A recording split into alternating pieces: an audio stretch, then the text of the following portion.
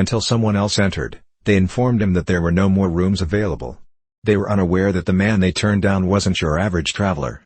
He had the ability to change their destiny since he was a millionaire. As Charles parked his sleek black SUV in the Grand Horizon Hotel's circular driveway in Naples, Florida, the rain began to pour down in torrents. An air of wealth was reflected by the chandelier's golden glow, which flowed out onto the damp pavement. For the majority, the hotel served as a refuge, a comfortable retreat for tired tourists. Charles, however, did not receive that type of reception tonight. Adjusting the lapel of his fitted blue suit, he got out of his vehicle. Charles, who was 6'2" and had a strong presence, was difficult to overlook. He walked into the foyer, his shiny shoes making a gentle reverberation on the marble floor.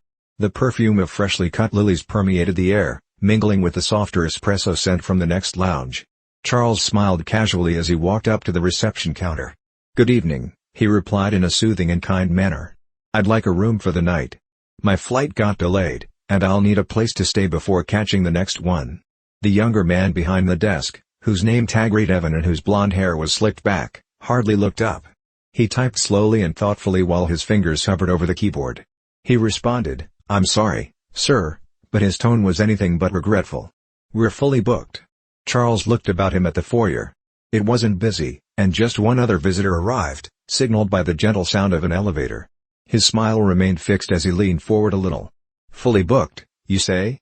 Not even a single room?" Evan's lips curled into a small smile as he glanced up at last. "That's correct. There's nothing available." Before Charles could reply, a middle-aged couple arrived, their luggage whirling behind them, as the rotating doors flung open. Evan's attitude changed at once. His tone became honeyed, and his smile grew. "Welcome to the Grand Horizon. Do you have a reservation?" The clerk happily nodded while the customer shook his head. "Not a problem. Let me check for availability." Charles stood with a small slip in his composed mask. He saw Evan hit the computer once more and quickly pull out a room key for the pair. Evan responded cheerfully, "Enjoy your stay," and they left. Evan's focus returned as Charles cleared his throat. "I thought you said you were fully booked." Evan's forced grin faltered, and his eyes flared. "I meant we don't have anything that would suit your needs." The gravity of the situation sunk in for Charles. It has nothing to do with availability. It had nothing to do with his tardiness or last-minuteness. It has to do with something far more repulsive. Charles didn't respond when the revelation struck. Rather, his posture and attitude became unreadable as he straightened. His voice was as calm as when he had first walked in. "Thank you for your time," he added. He turned on his heel and went out into the rain without saying another word. However, the night did not finish here. It was only the start. Despite the pain of the experience, Charles's mind was at ease as he stepped back into the rain. The patter of rain on the canopy above filled the quiet as he stood beneath the awning. He took out his phone and looked through a list of hotels in the area, but his eyes were still focused on the rotating doors behind him. There was something about the scene he had just seen that persisted, like a subtle odor that would not go away. He was leaning nonchalantly against a marble column, far enough away from the lobby to watch. The confirmation of his assumptions came quickly. A 20-something male walked in wearing a sweatshirt and cargo trousers. His backpack dropped low over one shoulder, giving him a travel-worn appearance. Charles saw the man come up to Evan and ask for a place for the night, just as he had done only minutes before. Charles didn't have to listen to the conversation, but he couldn't. Evan conveyed it all with his broad smile and exaggerated nods. The man received a key card in a matter of seconds. Without hesitation. No justifications.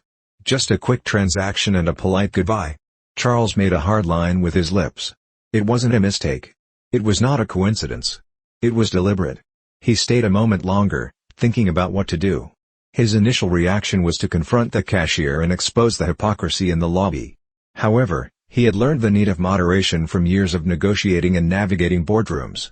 Speaking and acting have their proper times. It was the latter tonight. The leather seat of his automobile felt nice against his back as he slipped back in. The hotel's golden lights dimmed in his rearview mirror as he drove off. A concept started to take shape. He wasn't the only one involved. It was about everyone else who could have experienced the same silent rejection but lacked the resources or the courage to speak out against it. Charles had no intention of ignoring this. Not this evening. Never. Charles drove through the rainy streets of Naples while the wipers on his windshield danced in time. He kept thinking about the hotel's rejection, not as a pain but as motivation.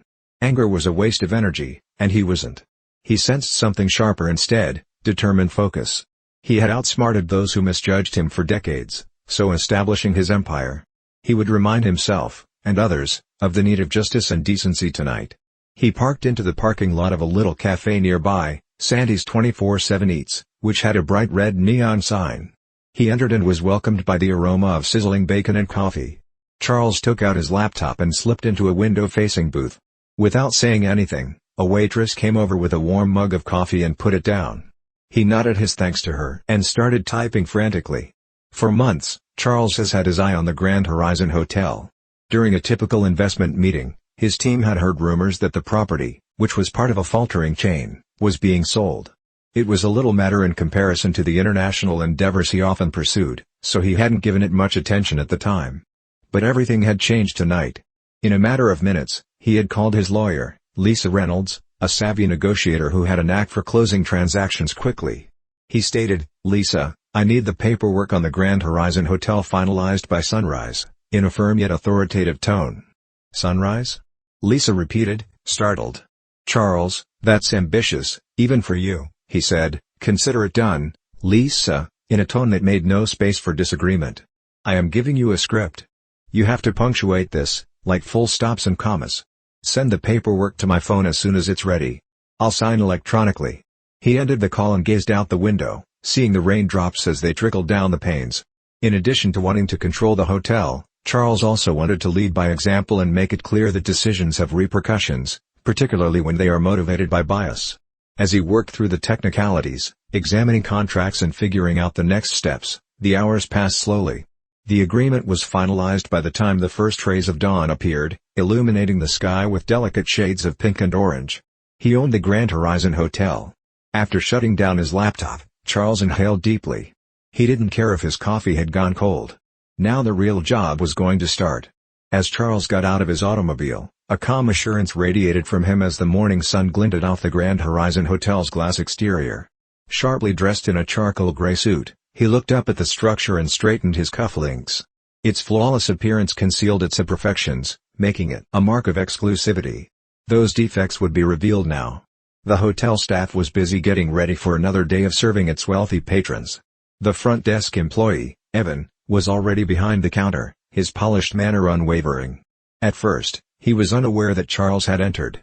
Charles walked slowly, looking around the room with new eyes. As they walked past him, he saw the employees glance at one another, their faces flitting with interest and some discomfort. Maybe it was the atmosphere he exuded, a composed authority that suggested something important. Evan's rehearsed grin came to life as he walked up to the front desk. "Good morning, sir. How can I help you today?" Charles took a while to answer. Rather, he placed a little black folder with clean, crisp corners on the counter. Slowly, he opened it to show a stack of signed and stamped legal paperwork. Confusion flashed across Evan's face as his grin wavered. Charles said, "I'm here to make an introduction," in a stern but measured tone. "My name is Charles Rivers, and as of 6 a.m. this morning, I am the new owner of the Grand Horizon Hotel." It seemed as if the room held its breath. The other employees turned to face the lobby as they paused in the middle of their work. As he struggled to comprehend the words, Evan's expression paled and his poise broke. Evan stumbled, I don't understand," lacking his often suave assurance. Charles went on, "I'll make it simple," his gaze fixed on Evan's. "This hotel is now under my ownership. And last night, I had the pleasure of experiencing firsthand how some of the staff treat potential guests. Let's just say I was unimpressed." Evan opened his mouth, but nothing came out. Any effort at a justification was silenced as Charles raised a hand. "No need to explain. Actions speak louder than words." "And your actions?" "They spoke volumes." Charles turned to speak to the employees, who were now assembled in the foyer, their expressions a mixture of wonder and trepidation. "I believe in running businesses that represent fairness, respect, and inclusivity. Unfortunately, this hotel fell short of that standard, but that's going to change, starting today." Despite the obvious tension in the room, Charles made sure it didn't last. "You'll all have the opportunity to grow with this new chapter, except for those who refuse to treat every guest with dignity. I don't tolerate prejudice in any form." Evan murmured something under his breath as his face turned scarlet, but Charles cut him off before he could say anything. "Your actions last night have no place in the future of this hotel. You're dismissed, effective immediately." The words lingered in the air, definitive and unequivocal, yet Evan's mouth fell open. As they watched, the other employees exchanged glances and gave subtle nods. Charles sensed the change, a wave of comprehension sweeping across the space. Charles was unconcerned, but Evan rushed out of the foyer, his expression a mixture of embarrassment and rage. He had turned his attention to the rest of the staff, whose doubts were now tinged with optimism. Although he was aware that change was difficult, it was essential. Charles paced slowly and said, "Let me be clear," in a forceful yet gentle manner. "This isn't just about last night. This is about the culture of this hotel, the message it sends, and the experience it provides to every person who walks through those doors." The employees listened intently to what he had to say, their focus fixed on him. "From now on, this hotel will stand for inclusivity and respect. What happened last night wasn't just a slight against me, it was a reflection of something much larger. A mindset that has no place here. That calls for reform, beginning with updated guidelines and instruction."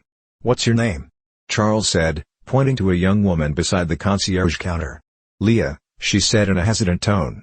He smiled reassuringly and continued, "Well, Leah, you and the rest of the team will undergo comprehensive training to ensure every guest feels valued, regardless of who they are or where they come from." Charles could see the others slowly starting to relax as well, their shoulders less stiff, their faces more open, and Leah nodding, her initial trepidation becoming to comprehension. "But let me be clear about something else," Charles went on, "I'm not here to punish anyone too harshly. Growth is possible, and mistakes do occur. You can find a home here if you're prepared to accept these modifications.